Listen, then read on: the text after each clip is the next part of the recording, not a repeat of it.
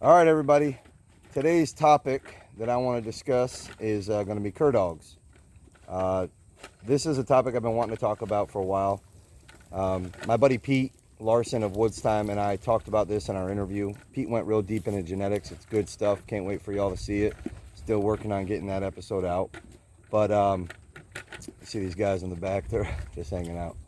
But not a lot of people know what the heck a cur dog is. So today I'm going to talk about it. There's people out there that know way more than me on this. You can really go down the rabbit hole with this.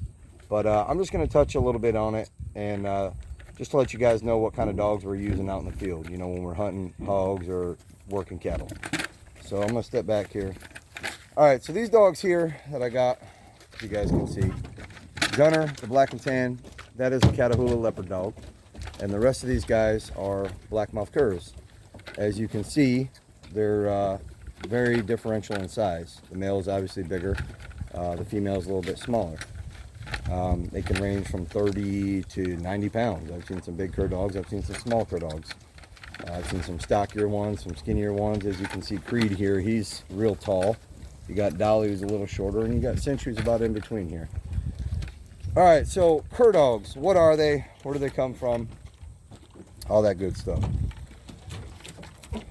Back in the old times, there was a dog called the English cur. A lot of the people back in England, the cattle drovers or cattlemen, whatever you want to call them, they used them to work cattle. Really what it is a mongrel dog. It's a crossbred dog. The word cur actually means to growl or grumble in Old Norse. And then you get like curtailed, stuff like that. You can go real deep in this. There's not a lot of paper trails on these dogs. But what happened was, like I said, this is just a general history of it. I'm not a professional, but the general history of it is that back in the day when the Europeans came to the United States, they brought dogs with them. Your early ancestral cur dogs. See these guys are having fun. And then that's BB. BB's an Argentinian Mastiff. That will be another topic. We got Pony out here hanging out. She's part of the scenery here. But they brought these dogs, hunting and herding dogs they used back in the European countries. That's basically what the cur dogs are really bred for. Hunting, herding, guarding. They're great dogs, man, great family dogs. But what they did was they brought them to the United States back in the day. And over time, what they did was they bred them, they got crossbred and interbred with the native dogs, the Native American dogs and stuff like that. And as time went on, you started standardizing the cur dog breeds. You have blackmouth curs, Catahoula curs, which are the state dog of Louisiana, blue lacy curs, which are the state dog of Texas, ringneck curs, mountain curs, Florida curs, and there's a couple other subset cur breeds. But they're mainly used in hunting and herding. A lot of your old pioneer cowboys back in the day and your cattlemen, all the early settlers, they used a lot of the cur dogs. People don't realize, but the cur dog was a staple in our American history in the southern United States. There's a lot of swampland, a lot of rough, thick woods, especially down here in Florida, man, that these early settlers and pioneers needed a rough dog that could go in there and get the job done. A lot of them dogs back in the day were worth their weight in gold. So they needed to have good dogs. They protected the home. They left the kids, or the parents would leave the kids, and the cur dogs would defend them. I mean, they would hold down the fort. Really, is what it was.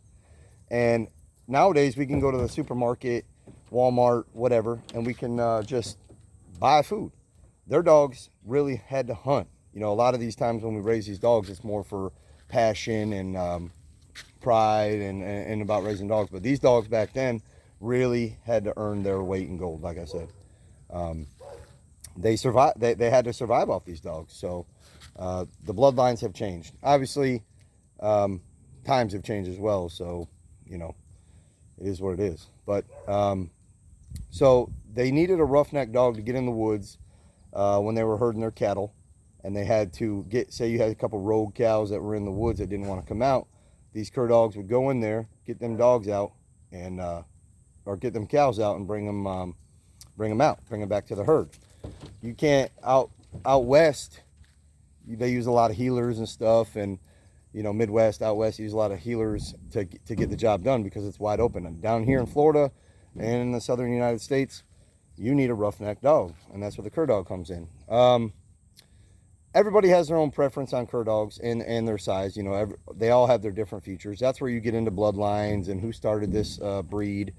There's some big names out there that really were staples in the creation of the breeds, you know, the standardization, you know, the blackmouth curs, the Catahoula curs, blue lacies, ringnecks, Florida curs, mountain curs, all that. There's some big names that help create these dog breeds. So nowadays, really, that's what we use. You got a lot of guys that use different crossbred dogs. Like a lot of guys will breed pit bulls into their dogs. They'll breed bird dogs into their dogs. But whenever you see a hog hunting video or someone working cows down here, cow hunting video, whatever, working cow video, I'd say 95% of them dogs are cur dogs. That's what we use them for down here. And it's crazy that not a lot of people realize what a cur dog really is. The story Old Yeller, I think the Disney adaptation portrays him as a yellow lab, but in the real story he's a blackmouth cur, and he ended up getting rabies defending the home from I believe it was a coyote or a wolf. So that's what that shows you right there, that the kind of dog they are. But anytime you see any of my videos, or like I said, anybody else's real videos down here, most likely it's a cur dog. Just some of the best dogs on the planet, in my opinion. Hardy, don't have a lot of sickness, don't have a lot of problems. Very well temperament, or very well mannered, good temperament, great handle on them, especially have some good bloodlines. But that's kind of what the basis of it is.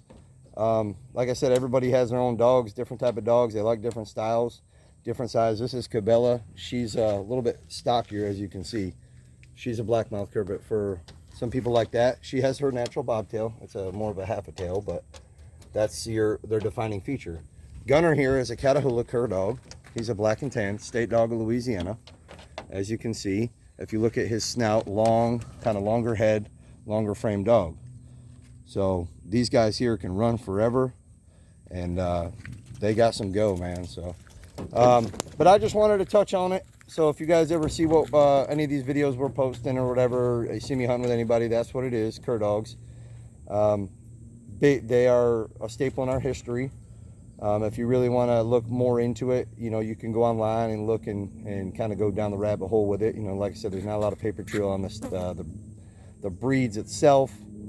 Obviously there is some on when they standardized the breeds, but like in general, they really were just developed in the United States, southern United States, sorry. And like I said, the Europeans brought them over, and little by little they just started getting standardized. So, but that's what it is, cur dog life, baby. This is what we do on Cur Dog Chronicles. Stay tuned.